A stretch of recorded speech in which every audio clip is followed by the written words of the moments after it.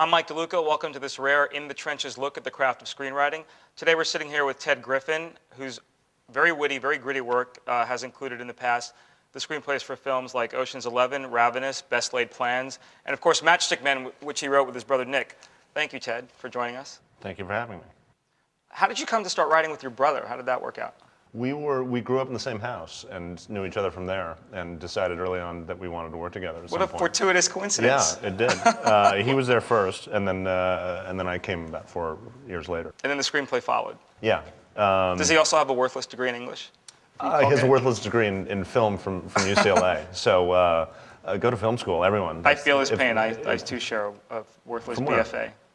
And NYU. In film? In film. What a waste of time. Fine arts.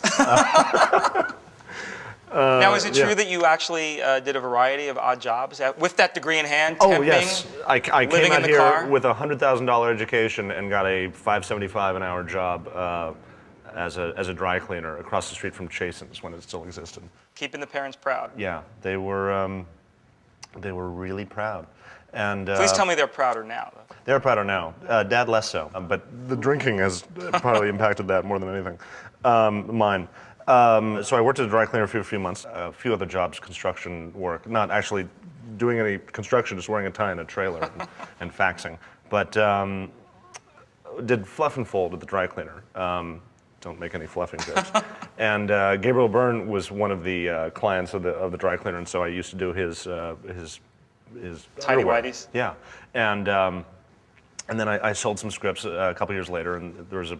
Okay, there's a little bit more of a transition between Gabriel Byrne's underwear and selling some tell scripts. the whole story. Well, a little bit more detail. All right, but it's just I like to name drop, and so I was cutting over the dull stuff. All right, Nothing happened between Gabriel Byrne and the first screenplay being sold? All right, I'll go through the whole bio then. So I come out, I've written 2 scripts before I come to Los Angeles, although I am from here.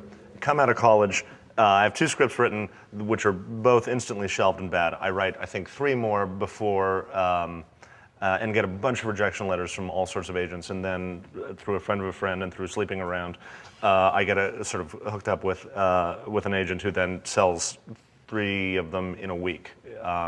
And so I go from... And you promptly fired your agent after that? No, that was last month, but thanks for bringing it up. Jesus. All right, no.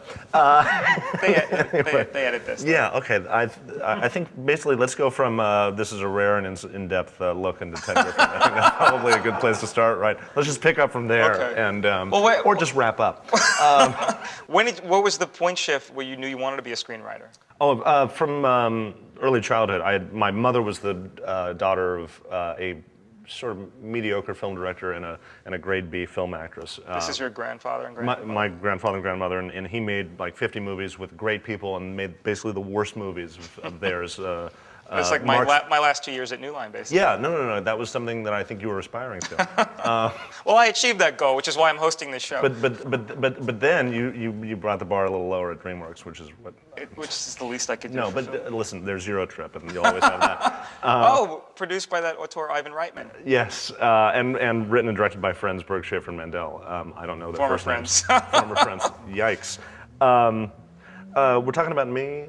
I was wondering when me. did you first decide you wanted to be a screenwriter? Yeah, so then you lapsed into your tall tale of your grandparents. Yeah, so no, I grew up with all this sort of Hollywood memorabilia around, and my grandmother was still alive when I was a child, so we're sort of inundated with all this Hollywood stuff. Although I grew up in Pasadena, which is about as close to Hollywood culturally as Wyoming. It's a completely different thing. So from an early age, was sort of making movies in the backyard on this thing called VHS, which existed back then. And actually, I think I started on Super 8, which makes me feel like a relic now. But so was making films. Do you still have those Super 8 films? Yeah. We're gonna look at a clip later, right. and I'll hold you to that. Yeah. So that was I was sort of born into it in a way, and wanted to sort of make movies ever since then. You had a pretty eclectic start. Is there any one thing that prepared you for life as a screenwriter?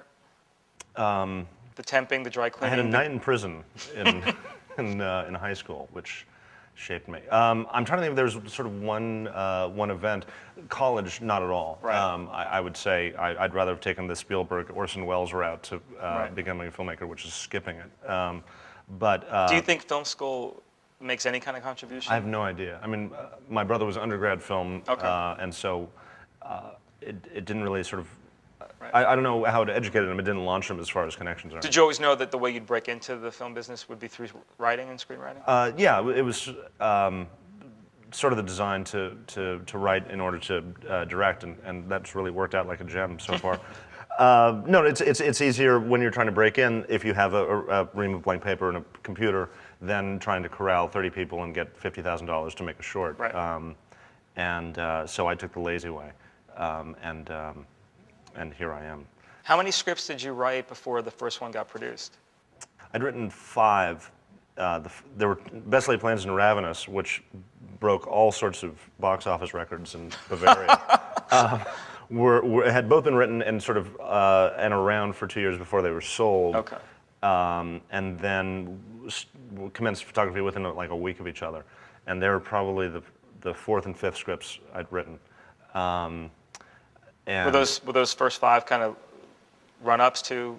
I didn't think of them as extras. Right. I think you have to think of them like, oh, this will be the script that goes out and sells, and then I'll be. But looking back, those are the ones you broke something up. 2 of them in college, and 1 of them sort of right out of college, and then.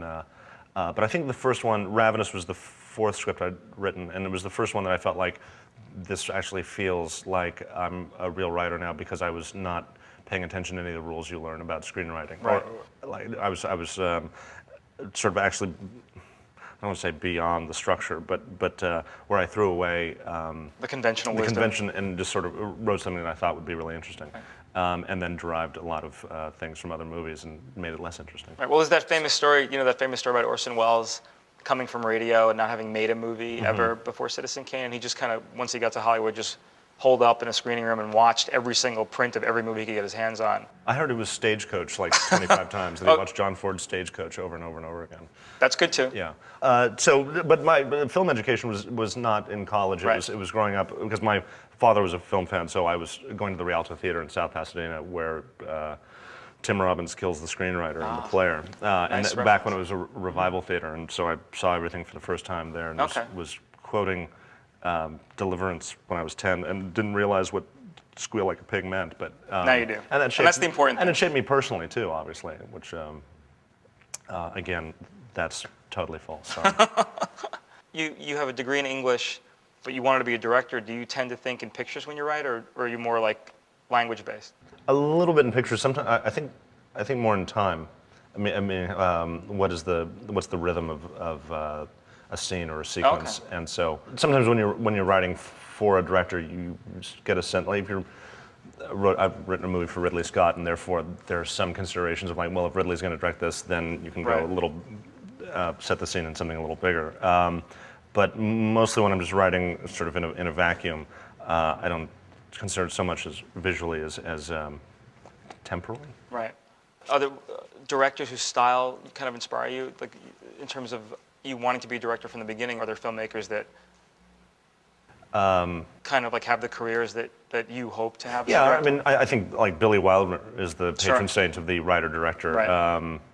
But simply as a director, I would say him and William Wyler, as far as the guys who did a diversity of genre and comedic and dramatic and romantic, and did them all, did one of each one pretty much superlatively. Is that kind of eclecticism important to you when you're thinking about your Yeah, own? I mean, I think you can end up getting labeled here as far as like you're a horror guy, and having a very successful career. I mean, I think Hitchcock's Mr. and Mrs. Smith, with Brad Pitt and Angelina Jolie, is a very well done comedy, but like. That was great of him to come back from the dead and do that movie. Yeah, I hope he comes back again to do Frenzy again. So Hal Ashby is somebody who, just as far as a temperament, who I'd aspire to. The movies that affected me as a kid that probably got me into it were John Sturges movies, of all people, and Jaws and. Well, that's the pictures you mentioned and the directors you mentioned. They all, even within their body of work, had more artsy movies and more commercial movies. Do you differentiate when you sit down to write a script for yourself, saying this will be a smaller movie, this will be a big commercial movie? Does that even enter into your mind when you start? Yeah, I think there's always a way of doing a commercial movie smartly, and the aspiration is to, if you're going to do that, to try to do the best version. It was my favorite movies, Jaws, and others that I'll think of once we've stopped filming, are all really commercial movies done exceedingly well, and that was the ambition, at least with Ocean's 11, and with Matchstick Men, it was sort of the ambition at the start was to do a sort of an emotional drama with some commercial context in it, which hadn't necessarily been like I don't think Matchstick Men was necessarily a movie that's obvious for a studio, but contemporarily, I would say in the late 70s, they were, Robert Benton was making movies like that all the time. On a movie like that, how important is it to get Ridley Scott and Nick Cage to kind of be the ambassadors of material that's about character or about adults? It's not about things blowing up or, you know. It makes a huge difference. I mean, once Ridley was on, it was a movie. And we sort of flirted with Bob Zemeckis, who ended up executive producing it, and that just sort of gives you political cover for the rest of the show, and then you're sort of your political job of sort of getting the movie. Then the only one is sort of selling it. Now, when you say political job, like, what do you mean?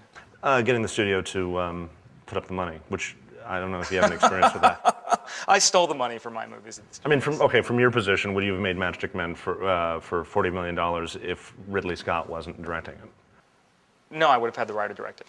Oh, thanks very much. We should work together. Walk me through the process. Like, so was that an original script that you and your brother wrote? And then the studio bought it and then went out and pursued Ridley Scott? It was a book by Eric Garcia, which I'd gotten through my agency, and they didn't tell me that it had actually already made the tour of the town. And then sort of we went back on another little tour, and it was picked up by Warner Brothers, who we were about to go into production on Ocean, so I was sort of in their good graces at the moment, and then sort of very brief pitch of saying, here's the book, and here are a couple of changes. And then went ahead and wrote the first couple of drafts sort of without any involvement. I sort of attached myself as a producer because I like to inflate my sense of self. With Sean Bailey, who's an old friend. And then once we'd gotten the first couple drafts done, that got sent to Bob Zemeckis, who wanted to make some changes. We made those. Then he looked at that in Polar Express and thought, which one will look better? Happy Meals. In motion capture. Motion capture. Yeah, and he went with the other one. And then luckily I ran into Ridley Scott at a cocktail party and asked him what he was doing, and he said, I've got this enormous movie that's going to take 9 months to prep, and I asked him if he wanted to do something that was local. And did you have the script with you at the cocktail party? I didn't, but it was in his hands the next morning. So, and then he signed on, and then it was sort of like a clean ride from there. So would you say that's an uncommonly positive experience? Yeah. Okay. And working with Ridley was an uncommonly positive experience. He's actually the most professional person I've ever worked with. On a film like Ocean's 11, which is a remake, even though the original film is quite awful. Yeah.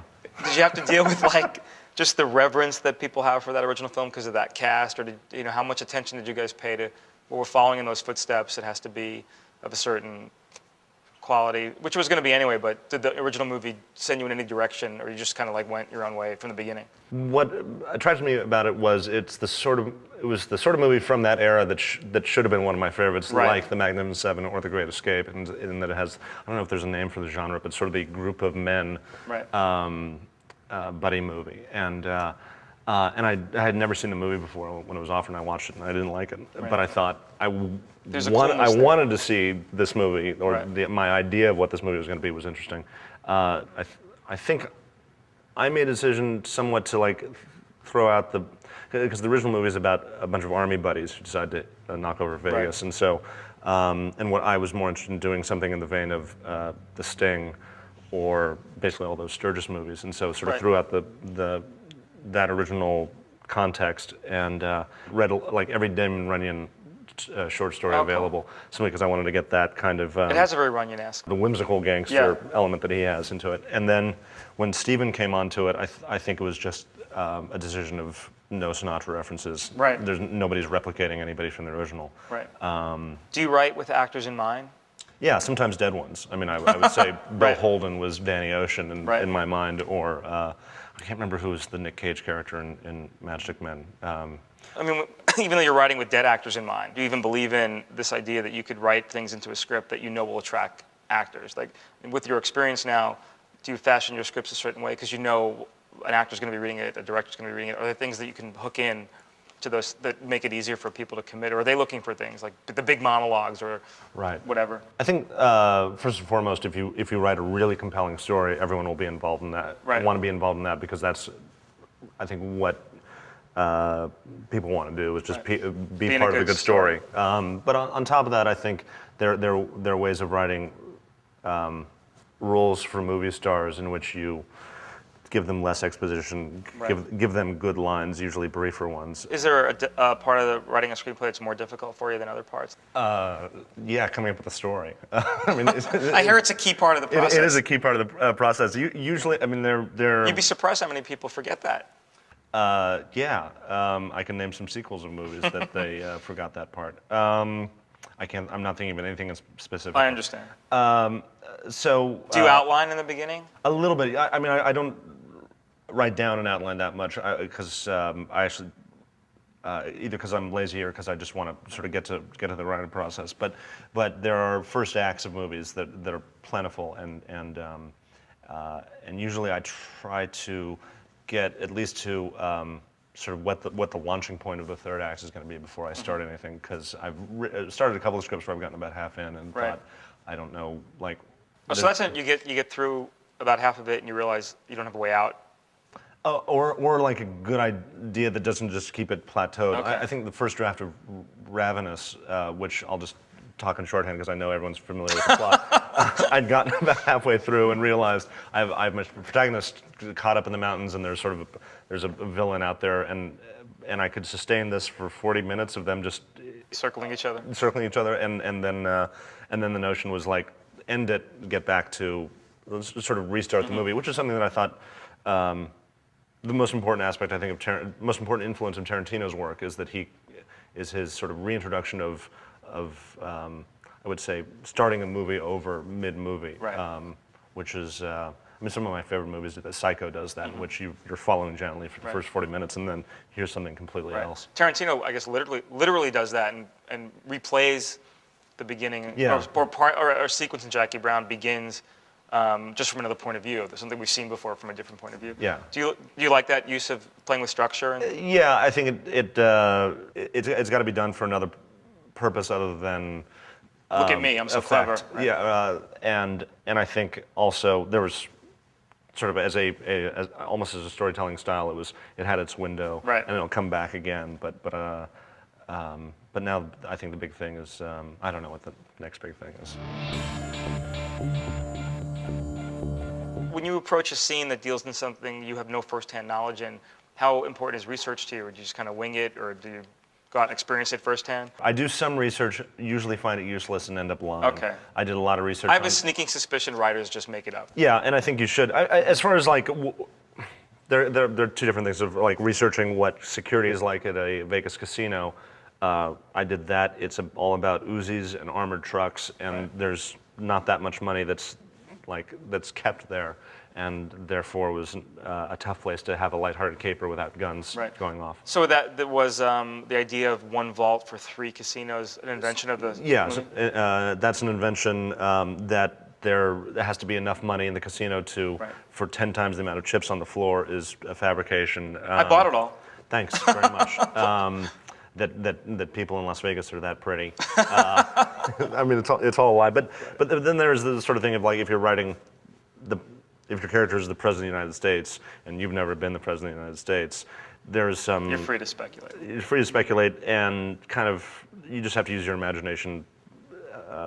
What would we like to be elected in there? And right. Are you going to run for office someday? No, I'm not. How important do you think it is to stay real in the situations you create? Like, if apart from research, in your work I notice you don't go off on like weird stylish tangents that as iconoclastic as some of the characters are, as really very original as the stories are, they still seem grounded in a reality where you feel like, this could be happening next door or down the block, where they feel like real people. Is that something that just comes naturally to you? Or do you make a concerted effort?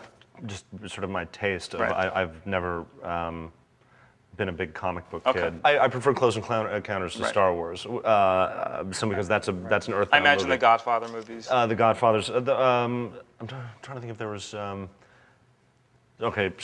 Strange reference, Sorcerer. I Sure. like I think is a fun action movie because it's actually very gritty and based in reality. And that's just sort of my taste. So I wouldn't know how to write really a comic book movie. Now that they're so in vogue, do you get approached to work on that? Yeah, and usually I think about it for 5 minutes and then I realize that I would be bad at it. Right. Why do you have one? Because No, I'm not allowed to work inside the studio system anymore. They're paying big money for us.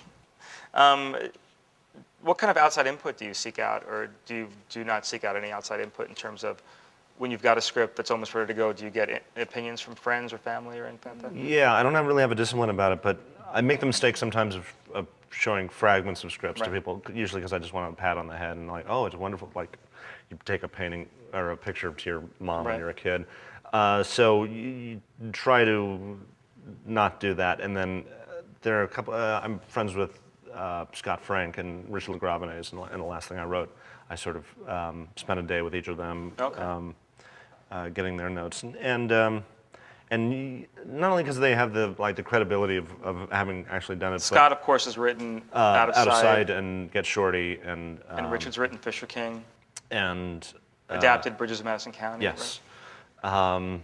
Anyway, both swell guys, and also really good mentors as far as if I have a professional problem, not a creative problem, but a professional problem where I need the advice of somebody who isn't getting 10 or 5% of what I'm making. They're usually the guys I ask what to do, and they usually say, give the money back. More for them. Yeah. How do you approach writing women? Do you talk to women? You know, I knew there was a reason I was doing that. Could you come back to my apartment? I'm researching a role. Yeah, I think it's like the daughter character in Matchstick Men is a wonderfully drawn character. Neither my brother nor I have been a 14-year-old girl, so again, it's like research. We didn't go and interview a lot of 14-year-old girls. We just sort of try to put ourselves in those shoes. That would look bad. If you had to compare yourselves, you and your brother Nick, to the fictional Donald and Charlie Kaufman, who's Donald and who's Charlie? I'm Donald, he's Charlie. Okay. My brother's much smarter than I am, much more literate, and I'm much better at being in Hollywood than he is. He's written an excellent script about the author of Under the Volcano, Malcolm Lowry, which has tons of references to Dante's Inferno. Put that on a poster. Right. He's actually a much better writer than I am. I'm a better screenwriter, I think, and God, he's going to kill me when he says this, simply because I have a better sense of marketplace, I think. Also, I mean, you seem to have a handle on there's limited space in a screenplay, and you're one of these writers where people go like, great characters, like great dialogue. Like, how do you find the space in a screenplay for the establishment of really memorable characters? That's I think the great challenge of screenwriting, why I think it's a comparable craft to novel writing or poetry or any other sort of writing, is because you have to establish things with such an economy. Everybody thinks they can do it too. Everybody thinks they can write a novel, write a screenplay. Yeah. I haven't tried to write a novel, so I don't know what I speak then, but I do think there's a great deal of craft of being able to set up characters in a situation in the time you have with the sort of the structure of a script. And I think that's the thing I'm most proud of or most impressed by in other scripts I read, when they can pull you into a story and into a character with such an economy of language, dialogue, and in scenes. Do you think it's natural? Like, I know for myself, a lot of movies I don't remember the plot years and years later, but I remember the character moments. I remember the character moments that stand out. Do you think that that's a sign of a movie having really strong characters? Not necessarily a weak story, but just really strong characters that are paired up with the right actor, and then it just that's what sticks with you. I mean, I'd be curious to go back and read some scripts that are like, let's say, Cuckoo's Nest, and which I think is a marvelously written movie, and then sort of lucked out by having Nicholson at this moment at this time. And if there are marvelously written movies that didn't get Jack Nicholson at that moment at that time,